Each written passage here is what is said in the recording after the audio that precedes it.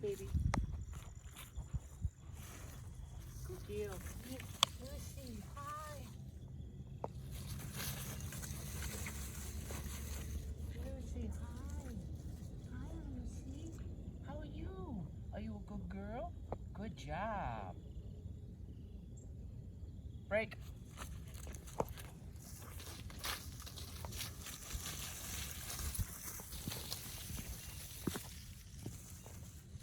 Come. Hi, Lucy. Hi, girl. How are you? Hi. Good. Hi. How are you?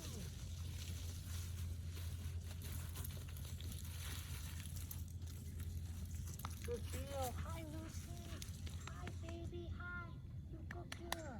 Good girl. Who's doing good girl? Lucy. Break.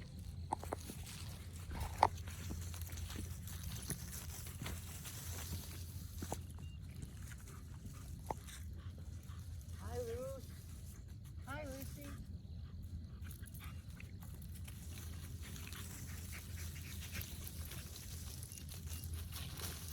Hi, Lucy. Hi. Hi. Hi, baby. Hi, honey.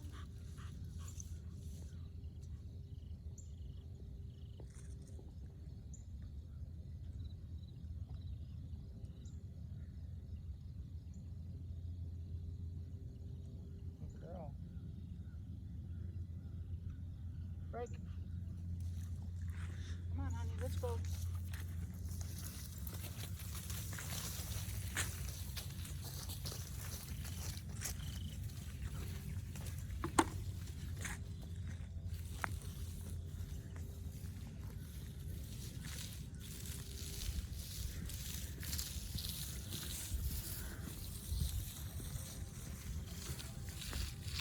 All that was flight.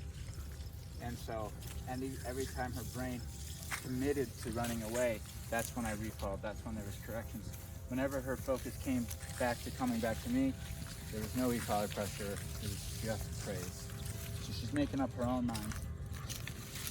So I have to be very non-confrontational because this dog, if she catches on early that I'm correcting her as she's trying to go away, she'll try to bite me. You know, she's likely to get frustrated and nip. So that's why I'm trying to keep that confrontation off of me. Okay?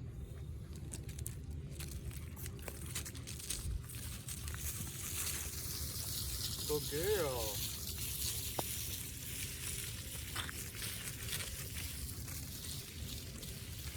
Hi, honey. Good girl, Luke. Welcome to the yard. This is where we'll be doing this routine.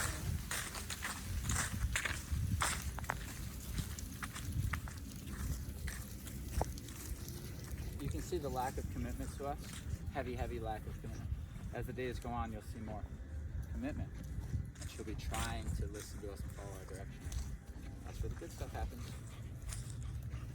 But between now and then, there's likely to be, like most of the dogs that come here, one big fussy fit for half them to listen. And then they throw it, it doesn't work, and we all move on to better days. Right? That's why they're here. They all come here with like a pent up, you know, explosive bad behavior, just locked and loaded, ready for us. And, you know, they get it off their chest. Hopefully not while I'm trying to readjust the leash. I know. So, okay. Okay, good girl, honey. All right, so here we go.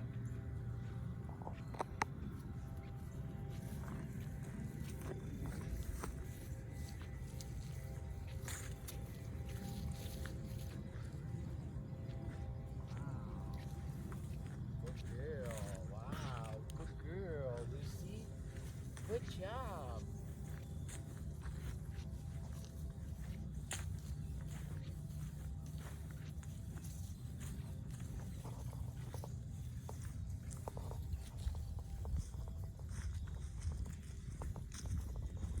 Good girl. That's good. Very nice. cool thing about the way that we train dogs is it's super, super simple. We can literally train it on potty breaks.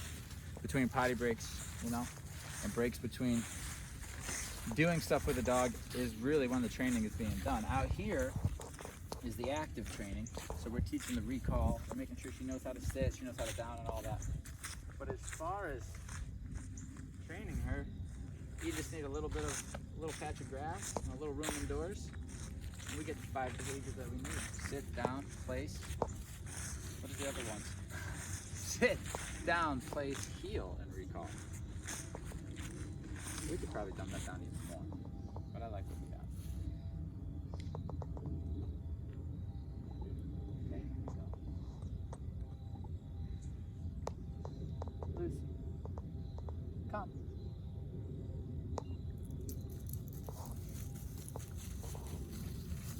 Come.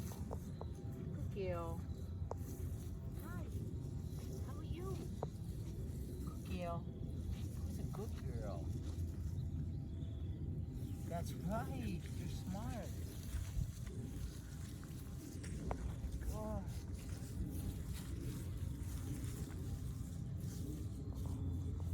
Good. Good girl.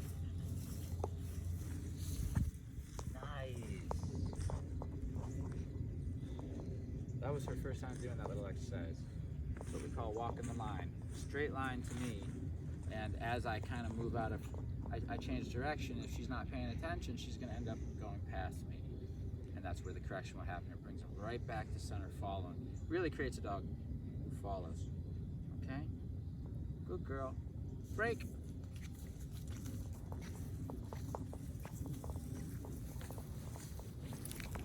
That's your hairdo. Where you going? Hi. Where you going?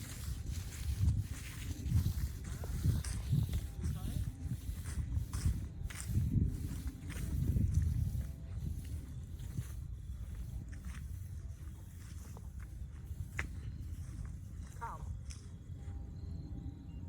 Hey, good girl. Look at you, Luz. Come.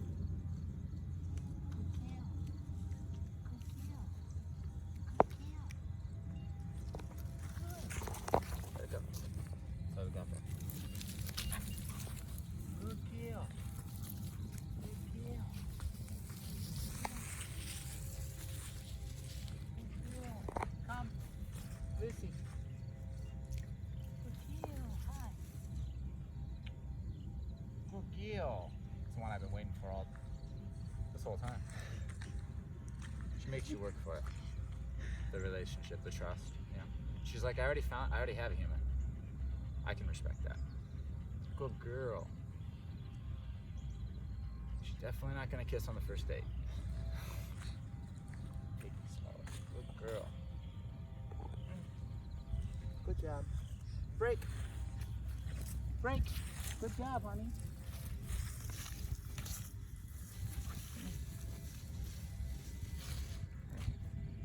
So you see what we're doing. We do this day one. This is always what it's like. The dog's trying to flee, and we're trying. So we teach recall like that. We start with a couple experiences inside, controlled, so that the dog starts to understand that that's us asking them to come back to us. And then we immediately step outside, where it's going to be more tempting for them to leave. 9 out of 10 times, the dog just leaves, just takes off. In their mind, they're gone. They Scooby-Doo it as far and as fast as they can away from me. As soon as they hit the end of the leash, we do a recall. You know, it is what it is. Sometimes it looks great the first time. Sometimes the dog does circles, and then they finally come back to me. As the session goes on, as the days go on, that recall is nice and smooth. But this is how it starts. Dog's like, see ya, recall. See ya, recall. Then they stop saying see ya. That's what you're saying now. And so from here, then we can start just doing recall reps as we choose and dealing with attitude and blah, blah, blah. Once the dog feels like they understand what the beep means and the attitude's going away a little bit, they're starting to follow, we're done for the day. We don't want to do too much. Okay? Like I said, we got 16 days with this young lady, and it's a very simple program. What's most important is how she feels when she's being spoken to, command-wise, by a human. She needs to feel respectful, calm, polite. So we want to make sure we're getting those all in there from the beginning. Okay, here we go.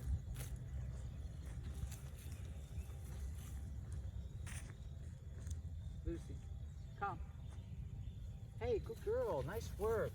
Wow, that was nice. I'll take it, actually. Good, good. I'll actually take that one. Very good. I was going to ask for another one because she was a little far, but I was like, hey, you know what? That right there, she sat and everything. It was more committed than usual, so I'll take that. All right. Break. Nice. I'm already getting eye contact from her and stuff. You can get respect before you gain trust. I do it all the time, but for some dogs that are a little bit more nervous, I like to get trust before respect. And the difference between trust and respect is trust you can get by showing affection, feeding a dog, and being there for a dog on a daily basis, letting them in and out, being somebody because they can lean on, they can trust, they know very well, they're not nervous of. But that doesn't mean they respect that person. Respect is they do what you say because they know. They know that when you're around, hate to use the word top dog, but this is how things go, you follow through. That respect is, once that's settled and that's in the dog's head, they just listen to you. Now you can have respect and lack some trust though, right? You can be too heavy-handed on a dog. Your only interactions are when you're disciplining the dog, right? And then the dog's kind of weary of you.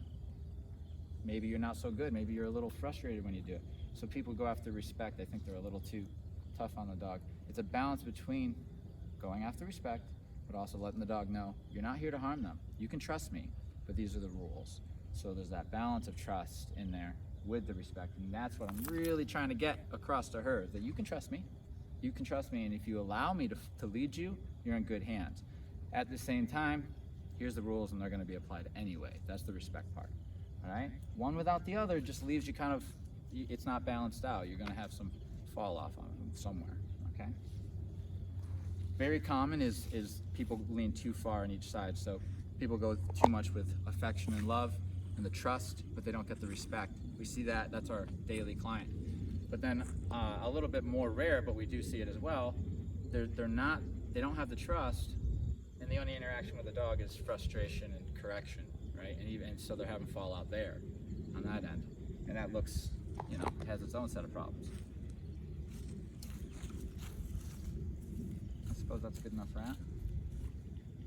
This young lady has stuck around. We're gonna get a little closer to the house, go to put her away, but we'll deal with any conversation that comes up if she has thoughts about leaving. That's when the recalls take place. Right. Come on. Okay, so this gets her to be part of the pack. Everything we do, Julie knows, she feels it, she's here. The dog is choosing eventually through these series of exercises and experiences to join our pack and to allow me to lead. Julie to lead. Okay. I'm gonna try to tackle some of these little moments where she's questioning whether or not she should follow us or if she should go. As soon as she's like, no, I don't want to follow anymore, that's when I'll go tackle and go for a recall. As soon as she ignores that recall, that's where the consequence comes in. Okay. She doesn't know where she's going, so she's just kind of, if she did take off, she would just go try to hunker down somewhere.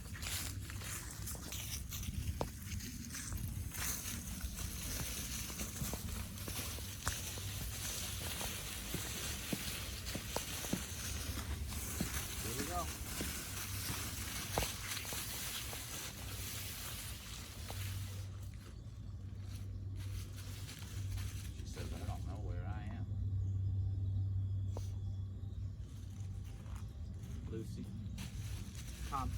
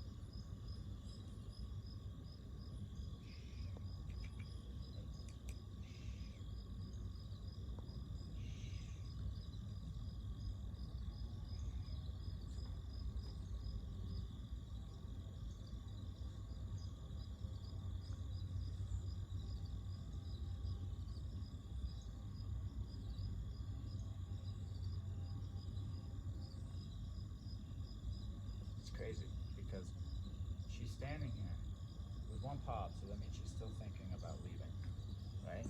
But she's not leaving, and I'm not holding her here with the leash. There's about 7 feet of leash or more that she has to run out before it gets tight. It's just options. She's here. When she leaves here, beep, correction, beep, correction, beep, all around the circumference of me, but not in the middle. Not right here in the center. Like, imagine it this way. You have the leash and you stretch it out all the way, okay? And you like put a stake in the ground. It's gonna make a circumference with a circle, pretty much. The dog's gonna try to ride the leash and keep getting corrected, and then they're gonna come to the interior of the circle, and there's gonna be taps. But as soon as their eyes direct towards the center, which is me, right here, the stake, the one who has the leash in his hand, there's no pressure. There's me encouraging. Hey, yeah, come on over here. It's nice over here. The dog makes their way to the center in front of me. There's no pressure. We hang out. I wait so that they feel that there's no consequences, no pressure, there's nothing. Nothing's happening here. It's safe here. And then I say break. And they go again. They hit the end of the leash and they do their right? And then they end up in the middle. And then we hang out. 2, 3, 4 times on the road, I say break. They don't go anywhere. They wait to see where I'm going, and they watch me, and they stay behind me. What is that? Following. So yeah, we're teaching recall, but we're creating a follower right from the beginning. And we're saying, when you're in that mindset, I'm happy. And I say that by praising and not giving a command, honestly, because at this point, making a dog work is part of the consequence. So if you're gonna run away, then we're gonna do a couple reps of recall. That's how we're doing it, right? If you're not gonna run away, then we won't do recall, right? That's how I approach day one, okay? I'm not putting extra demands on her. I'm only doing it when it's necessary, when you think about running away. And it also tackles the brain. When the brain switches to that state of mind, she's gonna start holding herself accountable and actually turning around and looking at us rather than bolting. We see it happen with every dog. Look, still, look how, oh, the paw's not up. I thought it was because it was so much further. I was like, that's a long time. It's sort of up. But she's still thinking, but she's calmer. When she commits, she might be, sit or something. But she's probably not going to give me that. I have the vibe with her today that she's going to hang on to her independence as long as she can, which is fine. But I don't think it's going to be too long. I think a day or two. It's too hard to survive around here without a leader like myself, right? You know what happened when she was independent? She got hit by a car and almost died when she was independent, right? Your dog, listen, I'm all for a dog who's been trained up and earned their golden years to have some independence, who does a good job. But this dog's 2.5. She's not even a full-grown, experienced dog yet. And people get dogs and give them all this freedom to learn about the world. And this is the unfortunate thing that could happen, They don't make good choices in the human world at all. They make dog choices. No, I didn't say dumb choices, I said dog choices. And dog choices don't correlate well with the modern world. So that's why we come in and we teach them how to do it. What's appropriate and what's not. Okay? Break. This is a great first aid for her. It's tackling so much, it's hard to even pinpoint everything. It's going after attitude, it's teaching her languages on the leash, it's teaching e-collar. What she's learning today is like, her brain probably needs to go rest, and it's only been 15, 20 minutes. So this is it, this is the lesson for today. She's got a lot of just soaking to do before we reintroduce these basic principles again tomorrow. And on every potty break. Okay, honey, let's go. Okay, so again, we have a door.